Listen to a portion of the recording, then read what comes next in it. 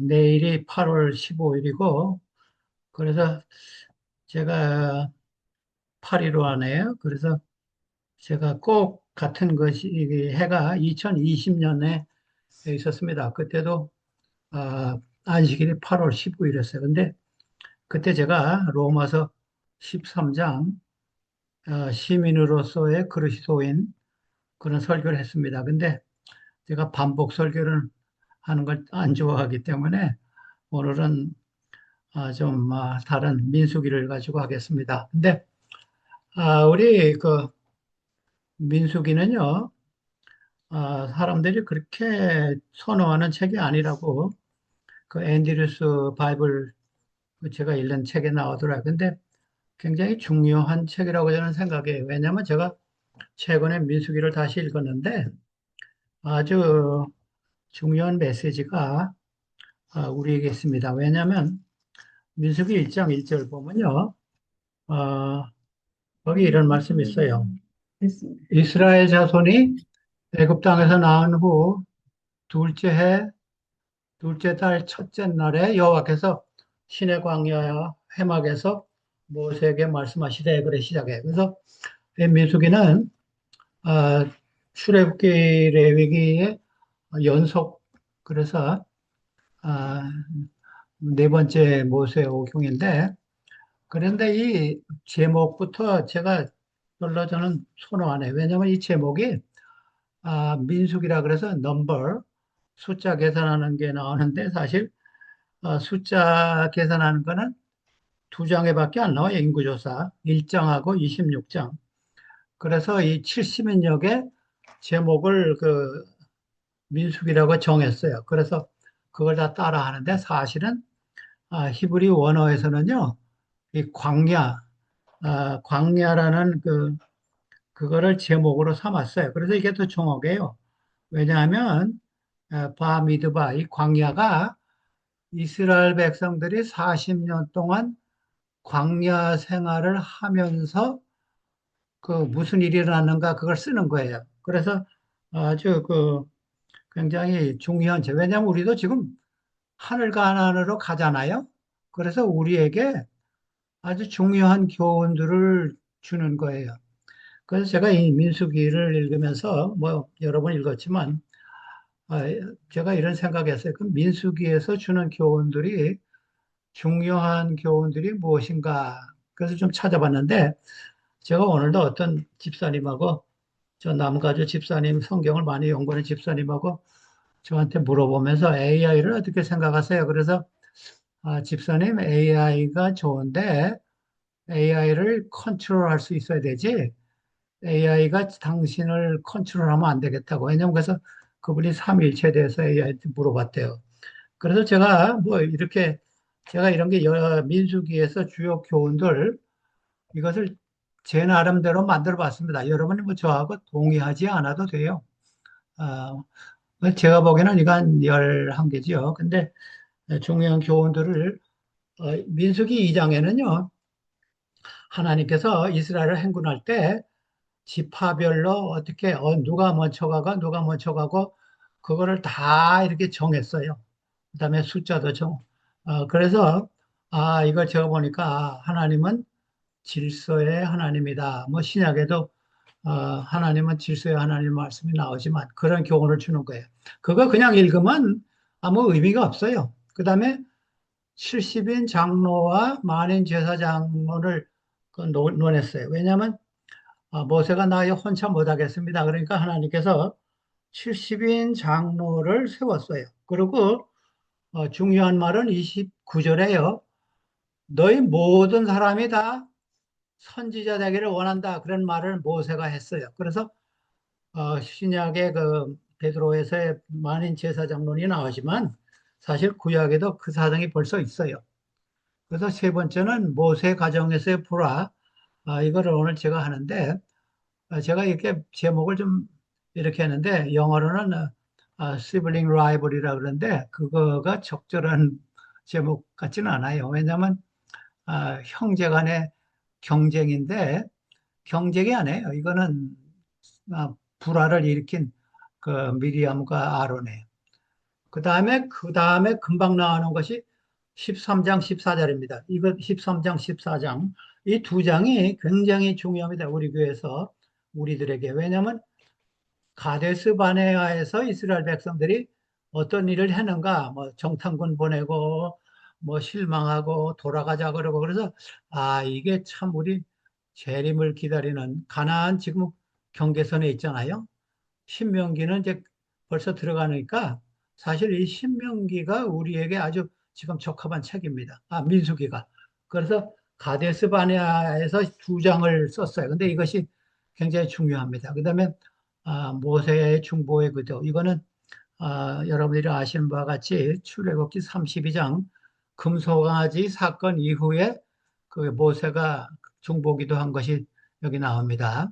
그 다음에 예물에 동등한 조건. 이게 뭐냐면요. 민수기 12장에는 이방인이나 본토인이나 아무나 예물을 드리는 조건. 이것을 똑같이 하라 그랬어요. 하나님은 차별을 좋아하시지 않은 하나님입니다. 그래서 그것을 강조했어요. 그 제물 드리는 것도 그다음에 이방인도 똑같은 제물을 드리도록 했습니다. 그다음에 내 반역자의 봉기. 근데 많은 사람들이 생각하기를 고라와 다단과 아비람이라 그러는데 사실은 16장 1절 보면요.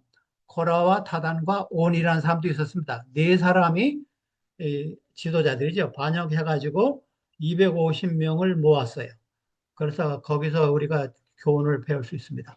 그 다음에 21장은 유명한 구리뱀 이야기인데 이것도 예수님이 그 요한복음 3장 14절에 인용하셨어요. 그래서 예수님도 이 14, 요한복음 3장 14절 3장 16절 나오기 전에 배경을 이야기하면서 이 구리범 모세가 광야에서 구리맵을 든 것과 같이 인자도 들리라 하면서 15장 16절 그 유명한 말씀 하셨어요. 그 다음에 발람의 네 번의 축복인데 특별히 거기 24장에 보면요. 그 메시아에 대한 이야기가 나옵니다. 그래서 별과 규라는 말이나 그래서 이게 메시아 예언이 여기 민수기에 있습니다. 그 다음에 도피성 이야기가 35장에 뭐 다른 성경에도 나오지만 35장에는 아주 중요한 내용이죠. 도피성도. 그 다음에 또 중요한 거는 제가 생각한 거는요. 남녀 평등에 대한 것이 굉장히 강조되어 있어요. 그 옛날에 왜냐하면 27장하고 36장 두 번이 나오는데 36장은 마지막 장입니다. 거기도 나오고 27장에는 무슨 얘기가 나오면요. 슬로브핫의 딸들이 나와서 모세에게 물었습니다.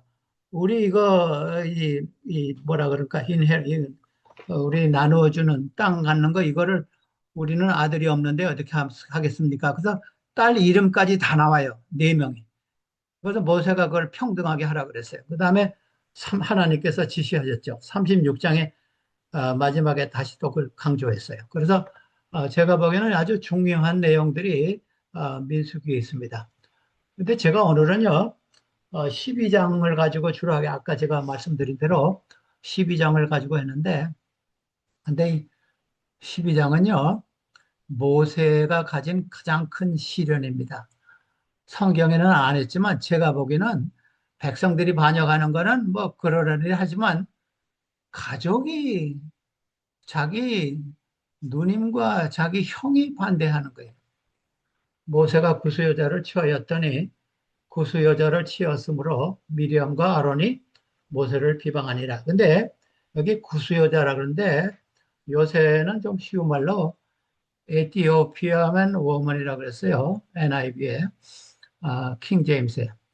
그래서 성경에 구수라는 말이 나오면 옛날 이름인데 에티오피아입니다. 근데 이 일절이 좀 문제가 됩니다. 왜냐하면 모세의 그 십보라가 죽었나 아니면 십보라가 에티오피아 출신인가 그런 학자들 간에 두 가지 견해가 있어요. 근데 우리는 아마 그 십보라가 아닌가 이런 생각을 합니다. 왜냐하면 아, 이 미디안하고 에티오피아는 거리가 멀어요. 근데 혹시 그 이들로 장인이 그 이디오피아 여자를 취하지 않았나 그런 생각을 합니다. 또 뭐 후초일 수도 있고 시보라가 돌아가서 구수 여자를 또 취했을 수도 있고 그래서 비방했습니다. 근데 여기 잘 보세요. 미리암과 아론이라 그랬어요.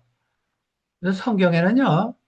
중요한 사람 이름이 먼저 나와요. 근데 미리암이 여자인데 그 당시에는 여성보다 남성을 요새 현대어는 제가 말을 잘못하면 안 되겠지만 아론과 미리암이 해야 되는데 미리암과 아론이라 그랬어요. 나중에는 이제 아론이 먼저 나오지만 그런데 미리암이 충동했구나.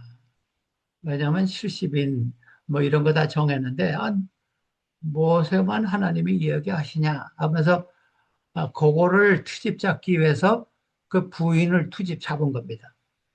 근데 제가요, 이 에티오피아에 대해서 성경에 좀 찾아보니까 성경에 에티오피아에 대해서 좋은 기사들이 많더라고요. 예레미야 32, 8장에 보면요. 이 시드기야 왕이 에레미야를 구덩이에 빠쳤습니다. 빠쳤을 때 에티오피아 사람 에벤멜렉이 에레미야에게 이르되, 그러니까 왕에게 가서 시드기야에 가서 왕에게 가서 좀 권려 주십시오. 이 사람 선지자 죽겠습니다. 그러니까 내가 사람 보낼게 너 건져. 그래가지고 구수인 에베멜렉이 에레미야에게 이르되 이 헌금을 내렸습니다. 당신은 이 헌금과 낮은 옷을 당신의 겨드랑이에 대고 줄을 아래로 대시오. 예레미야가 그대로 하매 살살 끓여올렸습니다. 에벤멜락이 참 고려심이 많구나. 그냥 밧줄로 밥도 먹지 못하고 야윈 에레미야를 끌어올리면요, 이 겨드랑이에 상처가 날 것 같아요. 그러니까 헝겊 낮은 손을 내고 겨드랑이에 넣으세요. 제가 끌어올리겠습니다. 그래가지고 그 에벤 멜렉하고 그 몇 사람들이 끌어올렸습니다. 그 다음에 여러분들이 아시는 열왕기상 10장에 나오는 스바 여왕도 에디오피아 구수인이 아닌가 생각합니다. 왜냐하면 그 당시 그 지형적으로 보면요, 이게 확실하지 않지만 스바 여왕이 그 솔로몬에게 어려운 질문을 가져오고 선물을 많이 주고 가서 에디오피아 사람이라고 생각합니다. 그 다음에 또 하나가 아주 뭐 몇 사람이 있는데 제가 뭐 다 하지는 않겠지만 이상해요. 에디오피아 사람들이 아주 좋은 기사들이 나와요. 그리고 유명한 게요. 그 구스넷이 있잖아요. 사도행전 8장. 빌립이 그 성령의 지소를 받아가지고 그 구스넷이를 만났어요. 광야에서. 하나님께서 성령이 지셔서. 그래서 딱 쫓아갔습니다. 쫓아가니까 이 사도행전 8장에 보니까 27절, 28절입니다. 일어나 가보니 에디오파 사람 곧 에디오피아 여왕 간다게의 모든 국고를 맡은 관리인 내시가 예배하러 예루살렘에 왔다가 돌아가는데 수레를 타고 선지자 이사야의 글을 읽더라. 그런데 이사야 53장을 읽었습니다. 그 유명한 예수님의 그 메시아의 고난. 그래서 이 사람 이거 누군가? 이 사람이 저 어려운 일 당한 사람이 메시아인가 아니면 뭐 타인인가? 그러니까 빌립이 이 승마에 올라가 가지고 타라 그랬어요. 같이 타면서 그 예수님에 대해서 이사야 53장을 이야기했습니다. 여기도 에디오피아서 나오고. 그다음에 제가 오늘은 뭐 여기 말씀하지 않았지만 사무엘서 18장에 보면요. 아히메아스라는 사람하고 구스란 남자가 있어서 이 압살롬이 죽었다는 소식을 다윗에게 가져갈 때 이 아히마스는 아마 유대인인 것 같아요. 빨리 갔는데 왕이요 하면서 메시지가 없었어요. 근데 이 구수인 이 사람은 나중에 갔지만 압살롬이 죽었습니다. 그래서 메시지를 가져갔어요. 그래서 우리 신앙생활 어떤 때는 제가 그 기사를 보면요. 신앙생활 아무리 많이 했다 해도 메시지가 없으면 헛것이나 그런 생각했습니다. 예, 사무엘하 18장에 그 기사가 나와요. 근데 그래서 성경에요, 뭐 갈라디아도 나오고, 뭐 골로새도 나오고, 그다음에 로마서도 나오는데, 뭐 구약에도 제가 예를 많이 들었지만, 로마서에요, 하나님께서 유대인이나 헬라인이나 차별이 없습니다. 한 분이신 주께서 모든 사람의 주가 되사 그를 부르는 모든 사람에게 부여하시도다. 우리 저 한국 사람들은요, 모르겠습니다. 겉으로는 인종차별 안 하는 것 같지만, 속으로는 많이 인종차별하는 것 같아요. 그래서, 뭐, 백인, 흑인, 멕시칸, 뭐, 유색인종, 뭐, 이런 사람들하고 조금, 근데 하나님이 참 그거 싫어하시는 것 같아요. 그래서 우리가 이 일에서도 좀 조심해야 되지 않을까, 고쳐야 되지 않을까. 모든 사람이 다 평등하다. 그들이 미리암과 아론이 이르되 여호와께서 모세와만 말씀하셨느냐 우리와도 말씀하지 아니하였느냐 하매 여호와께서 이 말을 들으셨더라. 우리가요 우리 일상생활에서 하는 말을 하나님께서 다 들으십니다. 물론 좋은 말, 뭐 기도하는 것도 들으시지만 불평하고 욕하고 하는 것도 들으세요. 그래서 아, 이두 그러니까 형하고 누님이 아마 미리암은 모세보다 10년 위 같아요. 왜냐하면 어렸을 때 그 나일 강가에서 그 바구니를 지켰잖아요. 그래서 한 열대 살 났으고 모세보다 한 12년, 10년 위고 아론은 모세보다 3년 위입니다. 그래 말했어요. 그러니까 대항하는 겁니다. 사실은. 젤로시 하기도 하고. 근데 제가 그 이 말씀 드리면서 악인을 멀리 하시고 우리 의인의 기도를 들으시느니라. 그래서 여기서 우리가 위로를 받아야죠. 그래서 기도 들으시고 죄 용서하다 사달라는 말 간구도 들으시고 또 다른 사람에게 칭찬하는 좋은 말도 들으신다. 근데 하나님께서요 직접 나셨습니다. 근데 제가 성경에요 오늘은 16절밖에 없지만 제가 뭐 너무 길게 하는지 모르겠지만 하나님께서 말씀하기 전에 모세는 아무 말도 안 한 것 같아요. 그런데 이 보세요. 12장 3절에 보면요. 이 사람 모세는 온유함이 지면의 모든 사람보다 더하더라 그랬어요. 근데 여러분들이 영어 성경을 보면요. 괄호를 쳐놨죠.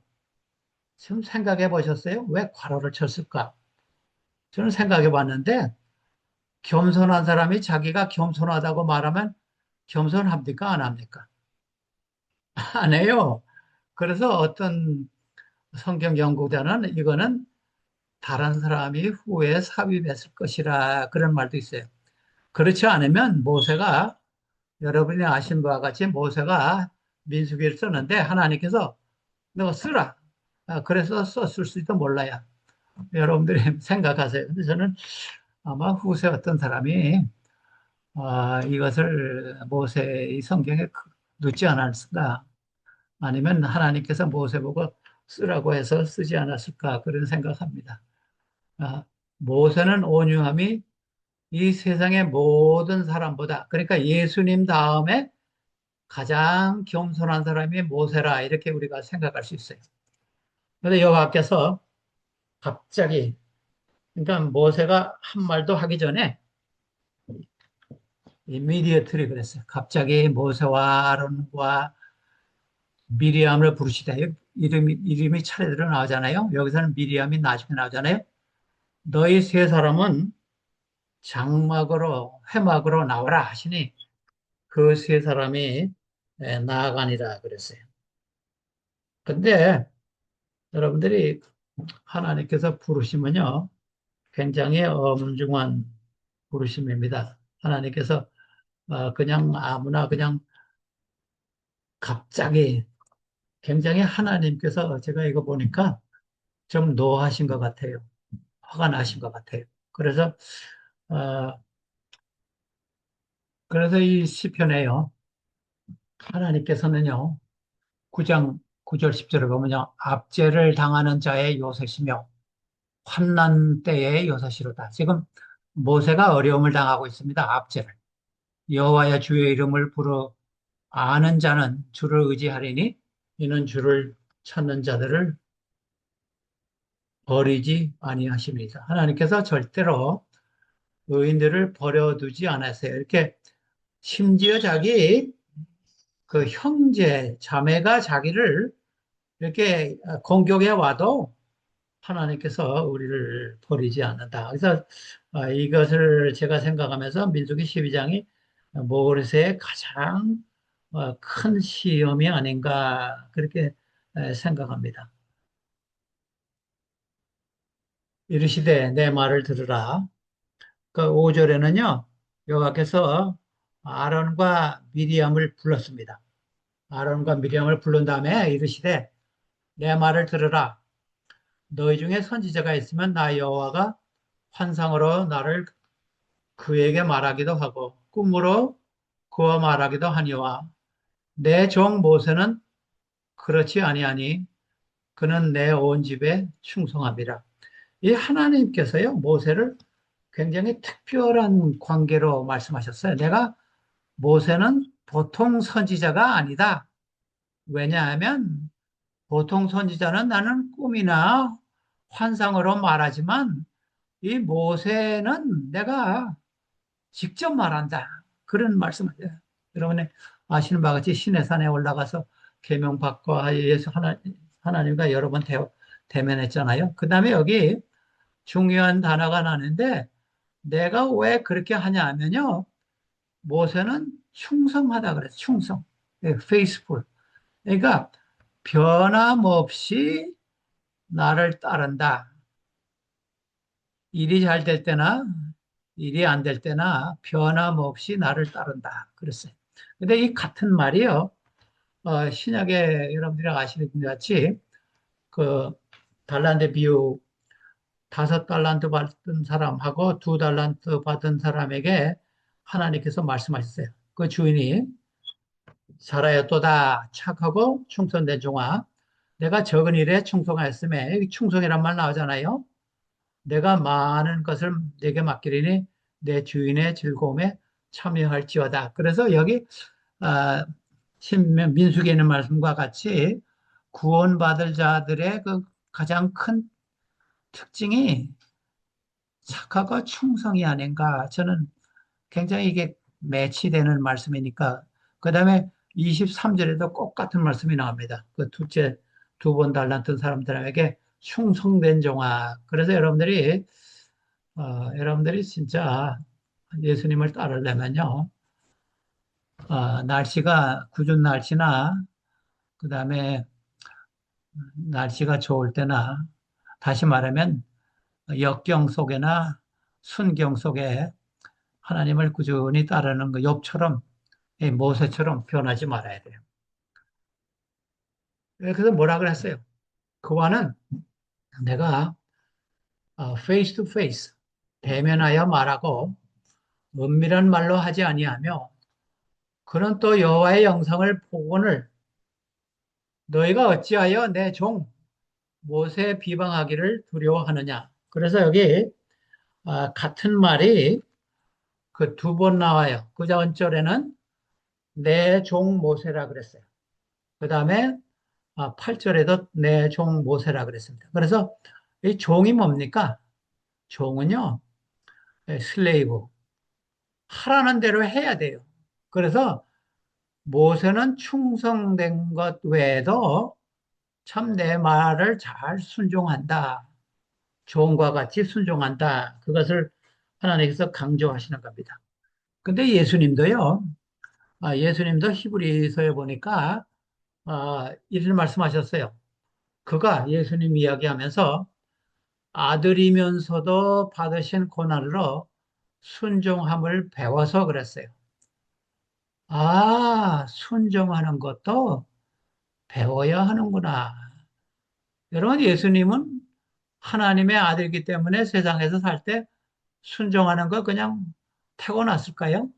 아니에요. 히브리서에 보면요. 배웠다 그랬어요.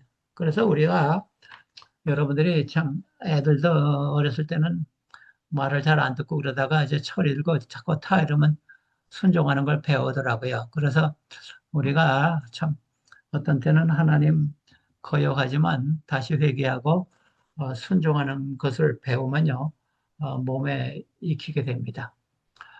여호와께서 그들을 향하여 진노하시고 떠나심에 구름이 장막 위에서 떠나갔고 미리암은 나병에 걸려 눈과 같이 컸더라. 아론이 미리암을 본즉 나병에 걸렸는지라. 하나님께서 즉시 처벌하셨습니다. 굉장한 범죄이기 때문에 기다리시지도 않았어요. 그래서 미리암이 주동자이기 때문에 미리암이 문둥병에 걸렸어요. 와, 참 하나님께서 굉장히 노하신 것 같습니다. 그래서 아론은 성경에 보면 선지자라 그랬잖아요. 그래서 아론이 큰 오빠니까 11절에 보면 그 기도한 게 나와요. 아, 아론이 이에 모세에게 대해 모세에게 간청했어요. 자기 동생이지만 3살 아래 동생이 슬프소서이다. 내 주여 우리가 어리석은 일을 하여 죄를 지었으나 청하건대 그 벌을 우리에게 돌리지 마소서. 아마 이 아론도 이때 생각할 때 자기도 똑같은 처벌을 문둥병을 걸려서 진영에서 쫓겨날 생각을 한 것 같아요. 그래서 이런 기도를 했습니다. 그래서 이거 미리암을 위한 기도를 어, 뭐 했습니다. 12절도 같은 내용입니다. 근데 13절에 보니까 모세가 여호와께 부르짖어 이르되 하나님이여 원컨대 그들을 고쳐 주옵소서 그랬어요. 그를 그러니까 미리암을. 근데 모세가요 참 굉장히 온유하고 굉장히 너그러워요. 보통 같으면 야 너 잘됐다.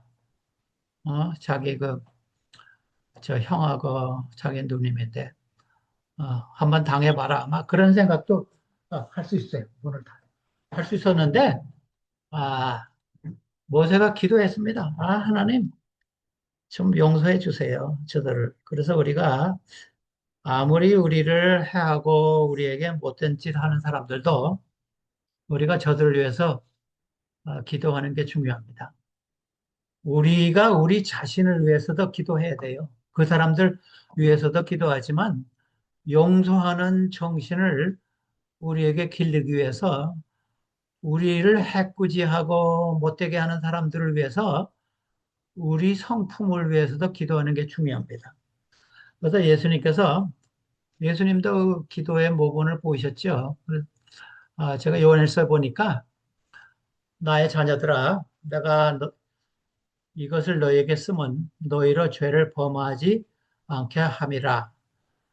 혹시 만일 누가 죄를 범하여도 아버지 앞에서 우리에게 대언자가 있으니 곧 의로우신 예수 그리스도시다. 여기 대언자라는 말 있잖아요.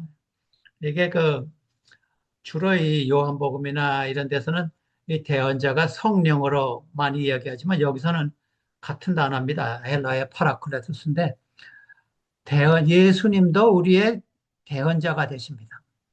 그러니까 분명히 하겠잖아요. 대언자 곧 의로우신 예수 그리스도시라. 그래서 우리가 예수님에게 죄를 고하고 그러면 예수님과 성령이 우리의 죄를 근데 이게 저는 이 말씀 굉장히 용기를 주는 말이에요. 죄를 범하지 않게 하려니와 혹시 죄를 범하면 우리가 대언자 예수님과 성령에게 구하면 우리의 기도를 들어주시겠다. 그런 말씀입니다. 그 다음에 14절 보십시다. 여호와께서 모세에게 이르시되 그의 아버지가 그의 얼굴에 침을 뱉었을지라도 그가 이럴 동안 부끄러워하지 아니하겠느냐. 그런즉 그를 진영 밖으로 7일 동안 가두고 그 후에 들어오게 할지니라 그랬어요. 근데 하나님께서 참 처벌이 굉장히 약했습니다. 왜냐하면요, 그 당시 레위 레위기에 보면요, 그 문둥병 환자에 대한 이야기가 나오는데 이런 이야기가 나와요. 병이 있는 날 동안은 늘 부정할 것이라 그가 부정한즉 혼자 살 때 진영 밖에서 살지라 그랬어요. 그래서 아까 그 미리암에게 할 때 혹시 미리암이 부모에게 잘못했더라도 크게 잘못하면 그냥 즉시 용서해 줄 수 없지. 약간의 뭔 처벌이 있어야 되지. 근데 이런 미리암의 그 잘못은 사실 문둥병은 평생 가잖아요. 레위기 13장에 의하면요. 평생 진영 밖에서 살면서 사람이 지나가면 나는 부정하다, 나는 부정하다 이렇게 소리를 질러야 돼요. 근데 하나님께서 참 이 말씀도 보면요, 참 사랑이 많으시다. 한 주일만 밖에서 나가 있으라 그랬어요. 그래서 미리암을 한 주일 밖에 나가 격리했습니다. 그래서 회개하는 기회를 주신 것 같아요.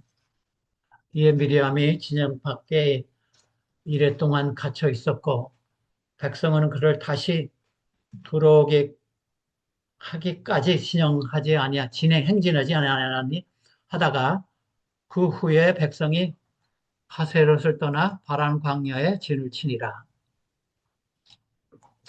이 말씀은요. 이제 미리암이요. 7일 동안 갇혔어요. 갇히고 이제 7일 후에 돌아왔는데 이거 한번 생각해 보세요. 이 미리암 한 사람으로 인해서 한 200만 되는 그 사람 200만 정도로 칩니다. 우리가 장정만 60만 한 주일 동안 행진을 못했어요.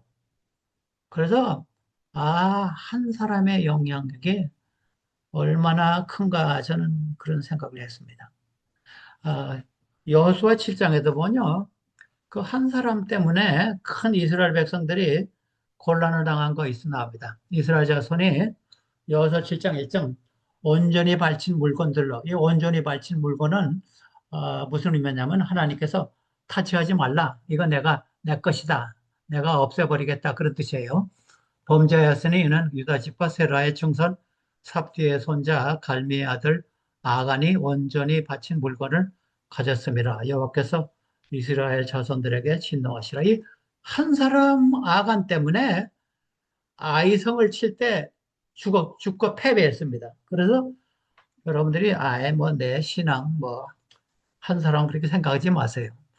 내 가족도 있고 친척도 있고 교우도 있고 이웃도 있고 그래서 이 한 사람 때문에 행진하지 못했습니다. 물론 한 사람 때문에 많은 사람이 구원받는 예도 있지만 그래서 우리가 참 어, 조심해야 합니다. 한 사람. 근데 13장이 끝나고 나서 제가 아까 12장이 끝나고 나서 말씀드렸듯이 금방 가데스 바니아 이야기가 나옵니다. 그래서 이것이 참 바로 경계에서 이런 일이 일어났구나. 그래서 제가 여기서 한 가지 여러분들에게 말씀드린 것은요, 교회가 하나가 되는 게 굉장히 중요합니다. 교회가 하나가 되지 않으면요, 교회가 부흥할 수 없어요. 발전할 수 없어요. 그래서 성경에 그런 예가 많이 나오는데, 그래서 이 유명한 예수님의 그 요한복음 17장 기도, 예수님이 처음에는 자신을 위해서 기도하시고, 두 번째는 제자들을 위해서 기도하시고, 세 번째는 제자를 통해서 복음을 받는 사람들을 위해서 기도했어요. 근데 그 세 번째 기도에 이 말씀이 나옵니다. 그러니까 우리도 포함되는 겁니다. 제자들을 통해서 복음을 받는 사람들을 위해서 내게 주신 영광을 내가 그들에게 주었사오니 이는 우리가 하나가 된 것 같이 그들도 하나가 되게 하려 함이라. 그래서 어느 교회가 참 연합하지 않으면 성경에 그런 말씀이 안 와요. 성령도 오지 않고 부흥도 오지 않고 그래서 참 우리가 참 같은 신앙 안에서 한 마음으로 서로 하나가 되라 그런 그 말씀들이 여러 군데 있습니다. 근데 제가 네, 결론적으로요, 이 말씀을 좀 드리겠습니다. 근데 제가 민수기 12장을 가면 이것으로 끝나는 게 아니에요. 왜냐하면 예수님께서 이런 말씀했어요. 이게 누가복음 24장에도 나오고, 그 다음에 나중에 제가 다른 성경도 나오는데, 24장에 두 번 나와요. 누가복음 24장에 마지막 장 아닙니까? 엠마오로 가는 그 두 제자에게 예수님이 가장 길게 성경 공부한 기사입니다. 근데 어떻게 성경 공부한 건지는 나오진 않아요. 그래서 많은 사람들이 무엇을 하셨을까? 그 다음에 그 전에 제자들도 27절에 보면, 아, 우리가 예수님이 이야기할 때 모세와 선지자 이야기하면서 자기를 가리켜야 했다. 그래도 또 예수님이 자신이 내가 너희와 함께 있을 때에 너희가 말한 바, 곧 모세의 율법과 선지자의 글과 시편의 나를 가리켜 기록된 모든 것이 이루어져야 하리라 한 말이 이것이라 하면서 예수님이 직접 하셨어요. 왜 24장에 두 번 나올까? 굉장히 중요한 얘기입니다. 왜냐하면요, 여기 모세의 율법과 선지자와 그다음에 시편은요, 간단히 말하면 구약입니다. 그 당시에는 신약이 없었어요. 그래서 구약을 표현할 때 이런 표현을 씁니다. 27장, 24장 27절에도 같은 표현을 썼어요. 그럼 뭐라 하면요. 쉽게 말하면 너희들이 구약 성경을 연구할 때 거기서 끝나지 말고 이것이 예수님과 어떻게 관계가 되는가를 좀 생각해 보라 하셨어요. 그리고 사도 바울도 아주 유사한 말씀이에요. 고린도 후서에 보면요. 그러나 유대인들에게 말 그들의 마음이 완고하여 오늘까지도 구약을 읽을 때 그 수건이 벗겨지지 아니하고 있으니 그 수건은 그리스도 안에서 없어질 것이라. 그래서 예수님이 오셨으니까 구약에 있는 말씀을 예수님과 같이 연결시켜서 읽어라. 그렇지 않으면 아직도 수건을 쓰고 있다. 그랬어요. 제가 어느 교회에서 설교를 하니까 제가 신약 구약을 막 이렇게 섞어서 인용하니까 그분이 나와서 그래요. 다른 교회, 일요일교회 신자인데, 신구약을 다 사용하시네요. 왜요? 그래야죠. 하나님 말씀인데. 제가 다니는 교회 목사님은요, 신약만 설교하시고, 신약 중에도 특별히 사복음만 설교하세요. 근데 예수님이 성경에 이 신약에 나오는 모든 구약, 성경 이런 것은요, 구약을 얘기하는 겁니다. 그래서 우리가 오늘 제가 민수기 12장을 했는데 이것을 제가 좀 떻게 예수님이 이런 거 설명하셨을까 생각했어요. 왜냐하면 이 누가복음 24장에는요, 예수님이 어떻게 하셨는지는 예를 하나도 안 나와요. 그래서 사람들이 무엇을 인용했을까 많은 토론이 있습니다. 그래서 저도 많이 생각해 봤는데, 그래서 우리가 이것을 어, 영어로는 타이포로지라 그러고 한국말로는 옛날에는 표상학이라 그러는데 제가 검색해 보니까 요새는 유형학이라고 그러더라고요. 유형학. 그것이 신학 성경에서도 많이 이용하고 다른 학문에도 인용을 하더라고요. 보니까. 근데 제가 이 표상학 아니면 유형학을 좀 여러분들에게 제 나름대로 이것을 찾아서 한 열 하나나 12가지인데 그러면 이 모세 사건하고 예수님하고 어떻게 연결이 할까? 근데 제가 성경절에는 많으니까 다 쓰지 않고 하나나 두 개나 찾았습니다. 여보세요. 네, 겸손. 민수기 12장 3절. 그 다음에 겸손에 대한 것은 뭐 성경에 신약에 많죠. 마태복음 11장 29절. 나라는 온유하고 겸손하리 나를 배우라. 빌립보 2장 8절. 하늘 왕으로서 종의 형세를 취하시고 그 다음에 침례. 이 고린도서 10장에 보면요. 이런 말씀이 있어요. 2절. 모세가 홍해를 걷는 것은요. 이스라엘 백성들이 침례를 받은 거로 설명했어요.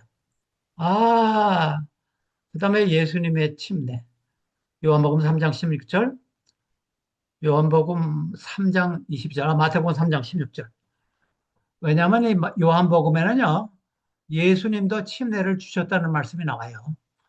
마태복음 3장 16절은 예수님의 침례를 받으시고, 그 다음에 40이라는 숫자도 아주 유사해요. 모세가 생애가 120인데 40, 40, 40입니다. 이 모세가 애굽에서 도망갈 때가 사도행전 7장 30절 보면요. 스데반이 40세라 그랬어요. 그래서 광야 생활 40. 그래서 40, 40, 40. 그 다음에 제가 여기 넣지는 않았지만 신명기 9장 9절이죠. 거기 보면 모세가 하나님을 만날 때 40일 동안 만나고 금식했다 그랬어요. 그래서 예수님도 40일 아주 중요해요. 예수님도 40일 금식하시고 사도행전 1장 3절에 보면요. 부활하시고 40일 사셨어요. 아주 유사하잖아요. 그 다음에 순종. 예수님도 모세도 하나님께 내 종 모세라 그랬어요. 그 다음에 예수님도 순종을 배우셨다. 아까 순종하셨다 그랬어요. 아버지의 뜻대로 하시옵소서. 그 다음에 선지자라 그랬어요. 신명기 18장 15절 유명한 말씀이죠. 이후에 나와 같은 선지자를 하나님께서 보내리니 너희는 그 말을 잘 들어라. 신명기 18장 15절에. 근데 나와 같은 선지자가 마태복음 21장 11절, 사도행전 7장. 그러니까 예수님을 선지자라고 많이 불렀어요. 그 다음에 만나. 요한복음 6장에 보면요. 유대인들은 모세가 만나를 줬다고 생각했어요. 근데 예수님이 아니야. 하늘에서 하나님이 주신 것이야. 그랬어요. 예수님이 주신 것이야. 그 다음에 목자. 이 모세도 목자라 그래서 40년 동안 양을 쳤습니다. 예수님도 나는 선한 목자라 선한 목자는 양들을 위해서 목숨을 버리느니라. 그 다음에 중보기도 아까 제가 얘기했죠. 음, 이 32장 출애굽기 32장 이후에 중보기도 했습니다. 살려주십시오. 아론이 만든 금우상.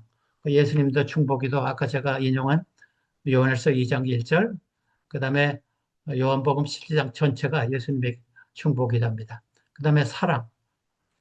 제가 왜 사랑을 이것을 택했냐면요. 모세가 백성들을 얼마나 사랑했는지 출애굽기 32장에 보면요. 하나님, 금송아지입니다. 원하시면 저 구원 안 받아도 좋습니다. 생명책에서 이름 빼주세요. 그 대신 백성들 용서해 주세요. 그 기도가 나옵니다. 그다음에 예수님도 요한복음 10장, 13장 여기 보면요. 끝까지 사랑하시니라 그랬어요. 부활. 모세도 부활했잖아요. 마태복음 10장 3절에 보면 엘리야와 모세가 부활한 것이 나옵니다. 유다서 1장 9절에, 그러니까 유다서는 한 장밖에 없죠. 유다서 9장에 보면 모세가 하나님이 모세의 시체에 대해서 알교할 때 하나님께서 사단을 꾸짖은 거 나옵니다. 그래서 모세가 부활한 것이 확실합니다. 그 다음에 예수님도 부활하셨죠. 어, 마태복음 28장, 요한복음 11장, 나는 부활이요. 그 다음에 재판장. 제가 왜 이것을 마지막에 넣냐면요. 마지막 두 성경절을 여러분들에게 드리려고 그랬어요. 여러분들이 이드로가 이 모세를 방문했을 때 광야에서 너 혼자 이거 다 하지 말라. 백부장, 천부장, 50부장, 10부장 내려서 하고 네가 제일 어려운 것만 너한테 가져오라 그랬어요. 그래서 모세가 그대로 했어요. 근데 우리 디모데후서 4장에 보면요. 이번 예수님이 재판장인데 제가 이 성경절만 찾았어요. 이 사도 바울이 자기 유언 같은 말입니다. 나는 선한 싸움을 싸우고 나의 달려갈 길을 마치고 믿음을 지켰으니 그랬어요. 그러니까 굉장한 선언입니다. 여러분들이 이런 선언 하실 수 있길 바랍니다. 자기 죽기 전에 이 말씀 유언입니다. 근데 저는 이 그 다음 절을 참 좋아합니다. 왜냐하면요. 그렇게 말하면요. 이렇게 말했어요. 그러면 너희들도 내 한 10분의 1 정도만 일하고 한 100분의 1 정도만 사람 인도하면 되겠다. 근데 그 말 하지 않았어요. 이제 후로는 나를 위하여 의의 면류관이 예비되었으므로 주 곧 의로우신 재판장이, 왜 재판장이 나오잖아요. 그날에 내게 주실 것이며 내게만 아니라 주의 나타나심을 사모하는 모든 자에게입니다. 여기는 꼭 한 가지만 나와요. 아, 재림 사모하는 자. 근데 왜 또 의의 면류관이라 그러고 의로운 재판장이라 그랬을까? 아, 우리 재판장이 의롭게 재판하고 우리에게 의의 옷을 입혀주는 그 예수님, 그 예수님이 또 우리 편에 서 계시는 예수님, 그분이 재판장이다. 그러니까 나같이 뭐 그렇게 많은 전도를 하지 않고 그래도 예수님의 의의 옷을 입고 의로우신 재판장함에 서면 그리고 또 예수님의 재림을 사모하면 구원을 여러분들도 의의 면류관을 받게 될 것이다. 그랬습니다. 그래서 여러분들이 참 우리 의의 면류관을 받으시는 우리 사랑하는 성도 여러분 되시기를 간절히 바라는 바입니다.